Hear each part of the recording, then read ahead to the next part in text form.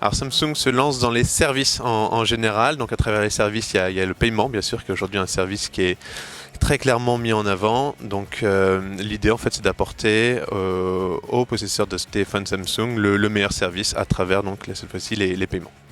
Alors ce qu'il distingue, c'est sur le téléphone Samsung. Samsung est constructeur, donc Samsung lui permet à toute le contrôle de la partie entre autres hardware du téléphone, et ça permet donc de proposer des services sécurisés avec un parcours utilisateur idéal. Parce qu'on peut typiquement payer à partir du moment où on a une application même en mode état.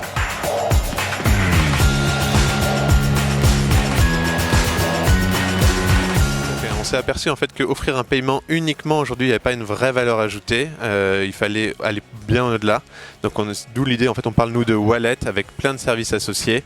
On retrouve bien évidemment les cartes de fidélité, le fait d'intégrer les cartes de transport dans son smartphone.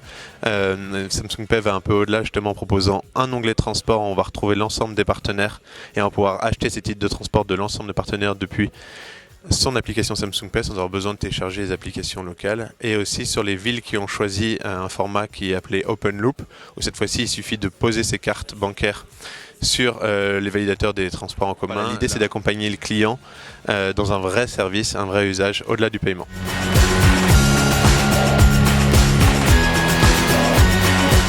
Oui, alors donc nous, la solution a été lancée avec la première banque, le premier partenaire en avril 2018. On a dépassé le fait d'avoir plus de 50% des cartes éligibles en mars de cette année. En fait, par rapport à d'autres pays européens, par exemple, on arrivait un peu en retard.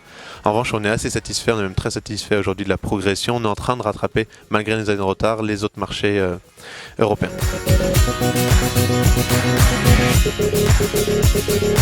En fait, la France était en avance sur le paiement. Donc typiquement sur un marché où on proposait déjà une solution agréable, il me proposait une solution encore meilleure, il fallait aller au-delà. D'où le fait aussi d'avoir proposé un wallet avec plus de fonctionnalités.